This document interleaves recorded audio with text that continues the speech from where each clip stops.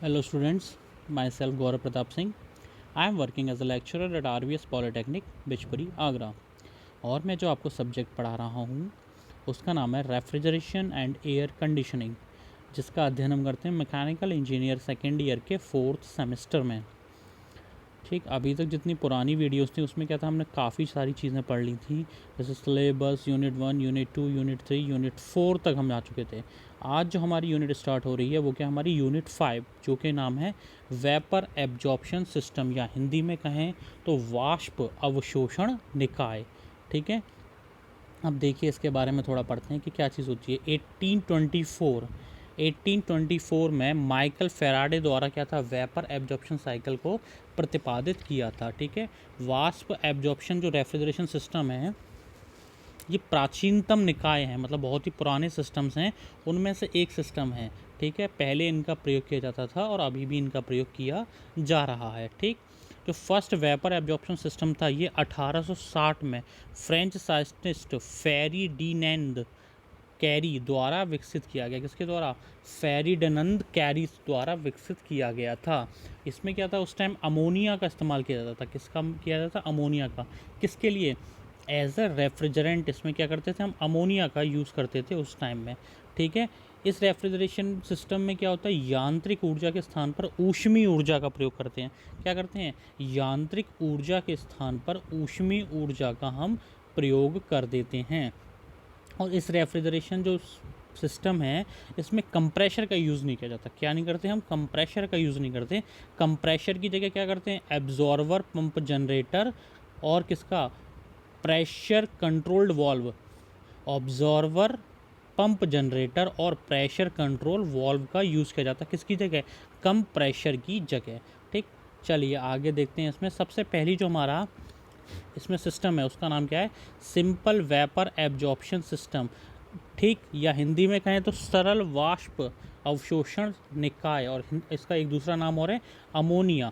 क्या नाम है इसका? Ammonia vapour refrigeration system. ठीक है, इसके बारे में हम पढ़ते हैं।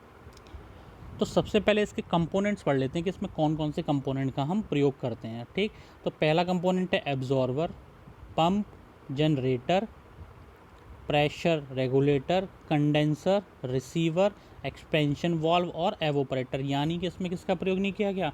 संपीडक अर्थात कंप्रेशर का इसमें प्रयोग नहीं किया गया।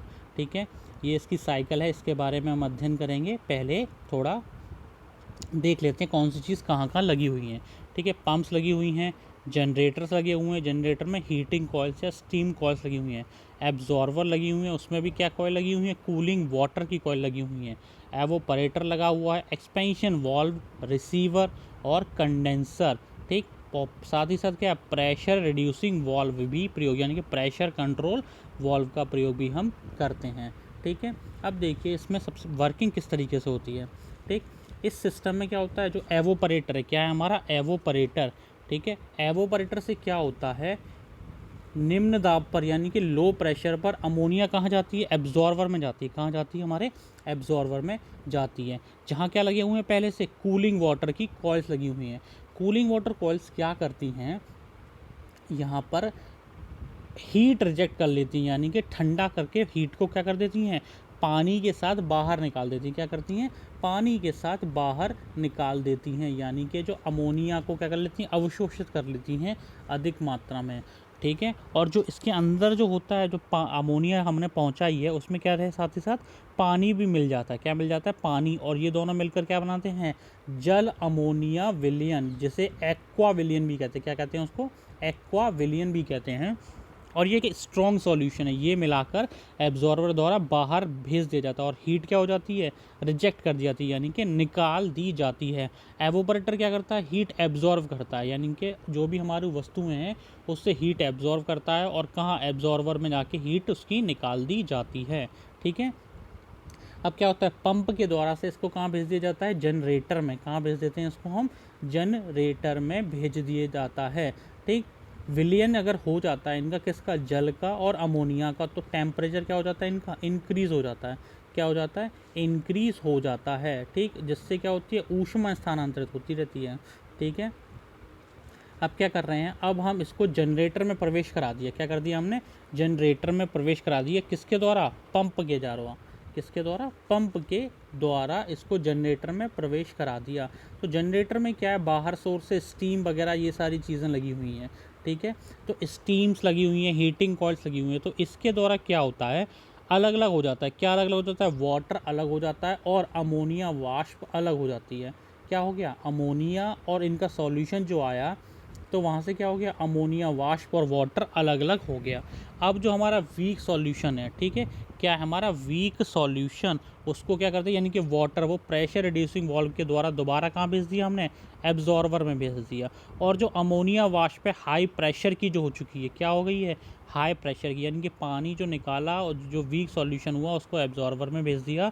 और जो हाई प्रेशर यानी कि अमोनिया हुई उसको कहाँ भेज दिया हमने, अब कंडेंसर में भेज दिया। किस में भेज दिया हमने, कंडेंसर में। कंडेंसर में क्या होती है, कूलिंग वाटर की इनलेट और आउटलेट होती है, उसके द्वारा जो अमोनिया की क्या होती है, हीट होती है, वो क्या हो जाती है, बाहर निकल जाएगी। क्या हो जाती है, बाहर निकल जाती है, बाहर निकल जाएगी। अर्थात यानी कि जो वेपर में है वो किस में कन्वर्ट हो गया, वो हमारा कन्वर्ट हो गया लिक्विड में, ठीक है। कहाँ कन्वर्ट हो गया हमारा, लिक्विड में। और टेम्परेचर क्या हो जाएगा, ऑटोमेटिकली डाउन हो जाएगा। टेम्परेचर डाउन हो गया और साथ ही साथ इसका प्रेशर भी कम हो जाता है। यही जो लिक्विड अमोनिया है, लिक्विड अमोनिया को भेज देता है रिसीवर। रिसीवर क्या करता रहता है, इसको एकत्रित करता रहता है और धीरे धीरे उसको कहाँ भेज देता है, एक्सपेंशन वाल्व में। एक्सपेंशन वाल्व क्या करता है, एक्सपेंड कर देता है। क्या कर देता है, प्रसरण कर देता है, यानी कि उसके प्रेशर को बहुत ही कम लेवल पर डिक्रीज़ कर देता है। और वो दोबारा कहाँ भेज दी जाती है अमोनिया, जो लिक्विड में हो चुकी है, एवोपरेटर में। और एवोपरेटर क्या कर रहा है, एटमॉस्फेयर या फिर जिस भी ऑब्जेक्ट में कूलिंग जनरेट करनी है वहाँ से क्या लेता है, हीट लेता है और दोबारा से वही प्रोसेस आगे एब्जॉर्वर के जरिए चला दिया जाता है। तो ये क्या थी, इसकी वर्किंग थी। दोबारा देखते हैं किस तरीके से कार्य होती है। सबसे पहले एवोपरेटर के जरिए लो प्रेशर हीट को कहाँ भेजा जाता है, हमारे एब्जॉर्वर में। एब्जॉर्वर में जो वीक सॉल्यूशन आता है उसके साथ अमोनिया मिलकर जल और अमोनिया का मिश्रण बना लेती है, जिसे क्या कहते हैं, एक्वा अमोनिया विलियन, एक्वा अमोनिया सॉल्वेंट भी कहा जाता है, ठीक, जो कि एक स्ट्रॉन्ग सॉल्यूशन है, ठीक है। और अब्जॉर्वर से क्या होती है, हीट रिजेक्ट हो जाती है, अमोनिया की बाहर निकाल दी जाती है, ठीक। अब जो हमारी पंप है, पंप के जरिए क्या करते हैं, हम जनरेटर में भेज देते हैं उसी सॉल्यूशन को। तो जनरेटर में जैसे ही वो जाती है तो जनरेटर क्या करते हैं, उसमें पहले से स्टीम कॉइल या हीटिंग कॉइल्स लगी हुई हैं जो अलग अलग कर देते हैं अमोनिया को और जल को। तो वाटर जो वीक सॉल्यूशन है वो तो दोबारा भेज दिया जाता है कहाँ, एब्जॉर्वर में। किसके द्वारा, प्रेशर रिड्यूसिंग वाल्व के द्वारा, प्रेशर डिक्रीज़ करते हुए। और जो अमोनिया है, जो अमोनिया वेपर बन गई लेकिन हाई प्रेशर अमोनिया वेपर है, उसको भेज देते हैं हम कंडेंसर में। कंडेंसर में कूलिंग वाटर का फ्लो होता है, तो वो क्या करते हैं, उसके दोबारा से वेपर से कहाँ कन्वर्ट कर देते हैं, लिक्विड में, और हीट निकाल दी जाती है। और वही लिक्विड अमोनिया रिसीवर में पहुंच जाती है और रिसीवर के उपरांत वो एक्सपेंशन वाल्व से होते हुए दोबारा एवोपरेटर में आ जाती है। जो यही इसकी एक साइकिल घटित होती रहती है, ठीक। यही इसके कुछ पॉइंट्स हैं। क्या है पहला पॉइंट, कि निम्न दाब पर एवोपरेटर से अमोनिया एब्जॉर्वर में प्रवेश करती है, ठीक। कोल्ड वाटर द्वारा अमोनिया को एब्जॉर्वर अवशोषित कर लेता है कोल्ड वाटर द्वारा। और वाटर और अमोनिया का मिश्रण क्या कहलाता है, एक्वा अमोनिया, जो कि मिल जाता है किसमें, एब्जॉर्वर में, ठीक। सॉल्वेंट द्वारा टेम्परेचर में वृद्धि, जब दोनों का मिक्सचर हो गया तो ऑटोमेटिक टेम्परेचर में वृद्धि हो गई। और एब्जॉर्वर के बाहरी शीतलन प्रणाली को जल शीतलन प्रणाली भी कहते हैं, यानी कि बाहर की जो शीतलन प्रणाली है एब्जॉर्वर के, उसको क्या कहते हैं, जल शीतलन। वाटर द्वारा ठंडा कर रहे हैं इसलिए क्या कह दिया उसको, वाटर कूलिंग सिस्टम भी कह दिया, ठीक है। तो ये क्या थी हमारी, ये हमारी सिंपल एब्जॉर्प्शन साइकिल थी। क्या थी, हमारा सिंपल वेपर एब्जॉर्प्शन सिस्टम, ठीक है। अब जो नेक्स्ट है हमारा, उसका नाम क्या है, lithium bromide absorption refrigeration system. क्या है हमारा, lithium bromide absorption refrigeration system, ठीक। इसके बारे में थोड़ा अध्ययन कर लेते हैं हम, क्या क्या कह रहा है ये, ठीक है। उसके बाद इसके डायग्राम को हम देखेंगे, ठीक है। तो क्या कह रहा है, इसमें लिथियम ब्रोमाइड सॉल्ट का प्रयोग एब्जॉर्वर के रूप में होता है, यानी कि जो लिथियम ब्रोमाइड सॉल्ट है उसका प्रयोग करते हैं किसके लिए, एब्जॉर्वर की तरह करते हैं। वाटर यानी कि जल का प्रयोग रेफ्रिजरेंट के रूप में किया जाता है। लिथियम ब्रोमाइड के लो प्रेशर के कारण वाटर में वाष्पन की क्षमता उच्च होती है, ठीक है, क्योंकि लिथियम ब्रोमाइड क्या है वो लो प्रेशर होता है, तो वाष्प क्या है वाटर जल्दी बन जाता है। लिथियम ब्रोमाइड के धातु अंगों में क्षरण होता है, यानी कि उसके धातु के अंग हैं उसमें क्या हो जाता है क्षरण होता है, यानी कि धीरे धीरे कम होने लगते हैं, यानी कि धातु निकलने लगती है। इसलिए इसमें अवरोधक लिथियम क्रोमेट का प्रयोग करते हैं। किसका प्रयोग करते हैं? लिथियम क्रोमेट का हम प्रयोग करते हैं, ठीक है। अब इसका डायग्राम देखते हैं हम पहले, ये रहा हमारा डायग्राम, ठीक। फिर इसकी वर्किंग देखेंगे हम साथ में, ठीक है। डायग्राम थोड़ा बड़ा है, आपके स्क्रीन पर नहीं आ पा रहा होगा पूरी तरीके से, लेकिन तो भी इसके बारे में हम देखते हैं, ठीक है। इसमें क्या क्या यूज़ होती है? इसमें यूज होती है सॉल्यूशन पम्प्स यूज़ होती हैं, एब्जॉर्बर यूज़ होते हैं, कूलिंग टावर से वाटर हीट एक्सचेंजर्स यूज़ होते हैं, ठीक। साथ ही साथ कंडेंसर वगैरह भी यूज़ किए जाते हैं, ठीक है। अब इसकी वर्किंग हम देख लेते हैं ये किस तरीके से कार्य करता है, ठीक है। तो सबसे पहले देखते हैं क्या क्या है, देखें पॉइंट्स देखते हैं इसमें क्या लिखा हुआ है। इसमें एब्जॉर्वर तथा एवोपरेटर को एक ही सिलेंडर में व्यवस्थित किया जाता है, यानी कि जो हमारा एब्जॉर्वर है और क्या है हमारा साथ ही साथ एवोपरेटर है, दोनों क्या है एक ही सिलेंडर में व्यवस्थित होते हैं, ठीक। वो सिलेंडर कौन सा है हमारा? ये सिलेंडर हमारा है, जिसमें दोनों क्या एक ही साथ व्यवस्थित किए गए हैं, और दोनों का दाब लगभग एक समान होता है, दोनों का प्रेशर भी क्या रहता है? एक समान ही रहता है, ठीक।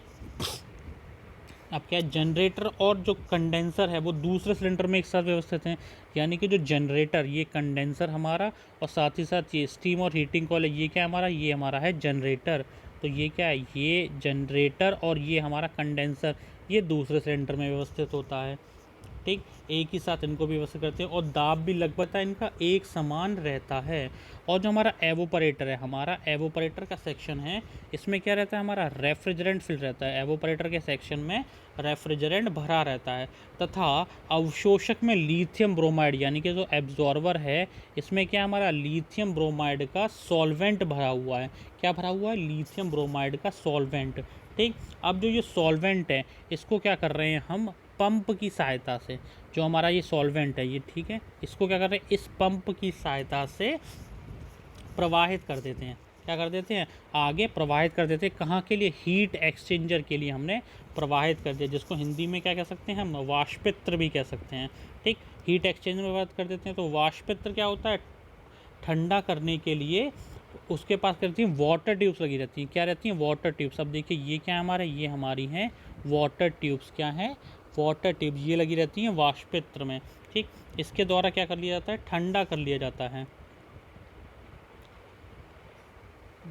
कोल्ड वाटर प्रवाहित करते हुए। किस पर? इनकी नलियों पर, ठीक। एब्जॉर्वर की जो हमारी नलियां हैं इसके द्वारा कोल्ड वाटर प्रवाहित हो जाता है आसानी से, ठीक। जिससे क्या होता रहती है? कूलिंग होता था, और रेफ्रिजरेंट के रूप में प्रयोग होने वाला जो वाटर है उसको नोज़ल की सहायता से इन नलियों पर प्रवाहित करते रहते हैं, ठीक। हीट एक्सचेंजर से। अब ये ऊपर वाले जब कंडेंसिंग सेक्शन में जाता है तो कंडेंसर में क्या होता रहता है? यानी कि इसको ठंडा करके इसकी हीट को क्या कर लेते हैं? बाहर निकाल देता है। हीट क्या हो गई हमारी? बाहर निकलने लगी, क्यूसी के तौर पर इसको बाहर निकाल दिया जाता है, ठीक। और साथ ही साथ इसमें क्या कर रहा है? जनरेटर भी काम कर रहा है, ठीक है। धीरे धीरे क्या करते हैं? इसको कूलिंग वाटर को हम यहाँ से आउट ले लेते हैं, और साथ ही साथ जो एवोपरेटर के सेक्शन से चिल्ड वाटर को बाहर निकाल दिया जाता है। अब जो ठंडा जल एज अ रेफ्रिजरेंट आ रहा है ये कूलिंग टावर से होता हुआ इसमें प्रयोग कर लिया जाता है, ठीक। इसमें देखते हैं अब क्या क्या है पॉइंट्स इसके, देखिए ज़रा कि pressure is the same in both. बिल्कुल, जनरेटर और कंडेंसर सेकंड सिलेंडर में होते हैं, वहाँ भी प्रेशर सेम रहता है। एवोपरेटर में रेफ्रिजरेंट तथा एब्जॉर्वर में लिथियम ब्रोमाइड का मिक्सचर भरा होता है, ठीक। अब देखिए वर्किंग इसमें बताइए कैसे कैसे इन्होंने वर्क किया है। क्या किया है? पंप के जरिए सबसे पहले पंप से क्या था? लिथियम ब्रोमाइड एब्जॉर्वर में जाता है, फिर कहाँ जाता है? एवोपरेटर में जाता है। और जो कोल्ड वाटर ट्यूब्स हैं एवोपरेटर के बाहरी खोल पर लगी रहती हैं, इसके बाहरी खोल पर लगी हुई हैं, जिससे ये ठंडा होता रहता है। क्या होता रहता है? एवोपरेटर ठंडा होता रहता है। और एब्जॉर्वर और कंडेंसर को ठंडा करने के लिए ट्यूब्स का प्रयोग करते हैं। क्या करते हैं? ट्यूब्स का प्रयोग करते हैं, जिसमें कोल्ड वाटर फ्लो होता है। क्या होता है? कोल्ड वाटर फ्लो होता है, और नोज़ल की सहायता से जो रेफ्रिजरेंट वाटर है उनको उन नलियों के ऊपर प्रवाहित करते हैं, यानी कि जो नलियां हैं उसके ऊपर कोल्ड वाटर का स्प्रे करते रहते हैं। और इसकी एफिशिएंसी इंक्रीज़ करने के लिए क्या करते हैं हम, हीट एक्सचेंजर का प्रयोग करते हैं। इस सिस्टम की एफिशिएंसी इंक्रीज़ करने के लिए क्या करते हैं, हीट एक्सचेंजर का प्रयोग किया जाता है। इसका यूज़ कहाँ किया जाता है, इसका यूज़ होता है एयर कंडीशनर के लिए, ठीक। साथ ही साथ फलों के रस को ठंडा करने के लिए, जितना भी हमारे फ्रूट के जूसेस हैं उनको ठंडा रखने के लिए, और वाटर कूलिंग में भी क्या करते हैं, इसका हम प्रयोग कर लेते हैं, ठीक है। अब नेक्स्ट जो हमारा सिस्टम है वो क्या है हमारा, वो है हमारा डोमेस्टिक इलेक्ट्रोलक्स रेफ्रिजरेशन सिस्टम।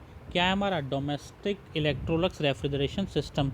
इसको क्या कहते हैं, इसको कहते हैं मुंटर प्लेटन। क्या कहते हैं इसको, मुंटर प्लेटन सिस्टम भी कहते हैं। अब क्यों कहते हैं इसको, क्योंकि इसको जो डेवलप किया था किसने किया था, कार्ल मुंटर व वॉल्जर वॉन प्लेटन। किसने, कार्ल मुंटर और वॉल्जर वॉन प्लेटन द्वारा इसका क्या किया था, विकास किया गया था, ठीक। इसमें क्या होता है, इसको क्या कहते हैं, इसको 3 सॉल्वेंट या 3 लिक्विड एब्जॉर्प्शन सिक्योर भी कहते हैं। क्या कहते हैं, 3 लिक्विड एब्जॉर्प्शन सिस्टम भी इसको कहा जाता है। क्यों कहा जाता है, क्योंकि इसमें 3 द्रव यूज़ किए जाते हैं। कौन कौन से, अमोनिया, हाइड्रोजन और वाटर, ठीक। हाइड्रोजन का प्रयोग किया जाता है वाष्पन की दर को बढ़ाने के लिए, अमोनिया का प्रयोग रेफ्रिजरेंट के रूप में, और वाटर का प्रयोग विलायक यानी कि सॉल्वेंट के रूप में किया जाता है डोमेस्टिक रेफ्रिजरेशन में। अब इसकी क्या है, पहले देख लेते हैं ये किस तरीके से कार्य करता है। अब यूनिट्स कौन कौन सी हैं इसमें वो देखते हैं। एक इसमें जनरेटर लगा रहता है, एब्जॉर्वर होता है, वाटर सेपरेटर, कंडेंसर, एवोपरेटर, ये सारी चीज़ें इसमें लगी रहती हैं, ठीक। अब देखिए वर्किंग किस तरीके से हो रही है इसकी। सबसे पहले क्या होता है, जो हमारा कंडेंसर है, संघनित्र, ठीक, उससे लिक्विड अमोनिया कहाँ जा रही है, हमारे एवोपरेटर के सेक्शन में जा रही है। कहाँ जा रही है, एवोपरेटर के सेक्शन में। और कौन सी अमोनिया है, लिक्विड अमोनिया, ठीक। क्या हो गई है ये, लिक्विड अमोनिया। और किस में, एवोपरेटर में जैसी जाती है। एवोपरेटर का काम क्या है, हीट एब्जॉर्व करना। क्या करना, हीट एब्जॉर्व करना। तो जैसे ये हीट एब्जॉर्व करने लगता है, अमोनिया किस में हो जाती है, वाष्प में परिवर्तन होने लगती है, ठीक। वाष्पित्र में ये वाष्प अमोनिया अब क्या होती है, यहाँ से जो अमोनिया है ये कहाँ पहुँच रही है, हमारे एब्जॉर्वर में। जबकि जो एब्जॉर्वर में जा रही है उसमें क्या हो रहा है, वाष्प अमोनिया में अमोनिया और हाइड्रोजन इन दोनों का मिक्सचर है। क्या है हमारा, अमोनिया और हाइड्रोजन का मिक्सचर है उसमें, ठीक है।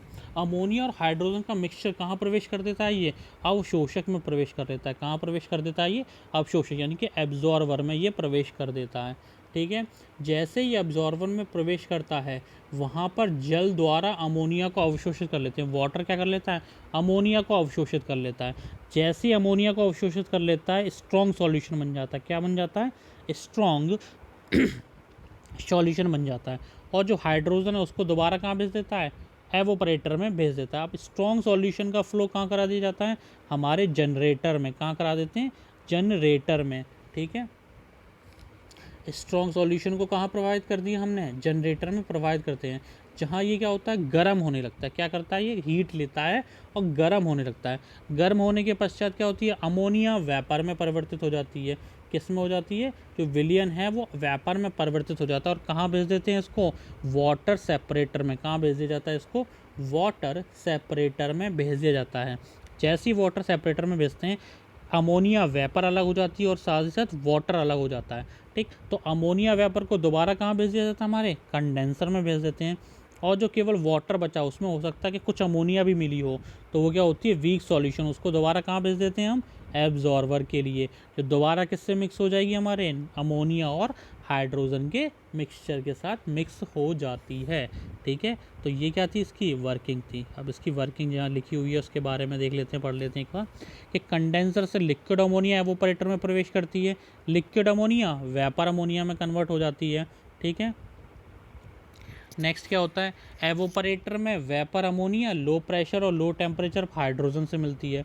अमोनिया और हाइड्रोजन का मिक्सचर कहाँ एंटर करता है, एब्जॉर्वर में। एब्जॉर्वर क्या करता है, वाटर एब्जॉर्व, अमोनिया को वाटर एब्जॉर्व कर लेता है और हाइड्रोजन को कहाँ भेज देता है, एवोपरेटर के सेक्शन में भेज देता है, ठीक। अब एवोपरेटर के सेक्शन में भेज दिया। अब एब्जॉर्वर से क्या हो रही है, अमोनिया और वाटर का मजबूत विलयन यानी एक्वा सॉल्यूशन बन जाता है, ठीक। उसको जनरेटर में प्रवाहित कर देते हैं जिससे वो गर्म होने लगता है। गर्म विलयन वाष्प में परिवर्तित हो जाता है, ठीक। और क्या होता है, पृथक्करण, यानी कि जो वाटर सेपरेटर था उससे अमोनिया वाष्प अलग होके कहाँ पहुँच जाती है, हमारे कंडेंसर में पहुँच जाती है। और वाटर जो होता है वो पृथक होके कहाँ पहुँच जाता है, हमारे एब्जॉर्बर में पहुँच जाता है। कंडेंसर अमोनिया का वाष्प संघनन होता है, ठीक है। द्रव में परिवर्तित होकर पुनः कहाँ भेज देते हैं, हम एवोपरेटर पर भेज देते हैं, जहाँ एवोपरेटर दोबारा एब्जॉर्बर के साथ मिलकर सॉल्वेंट बना लेता है।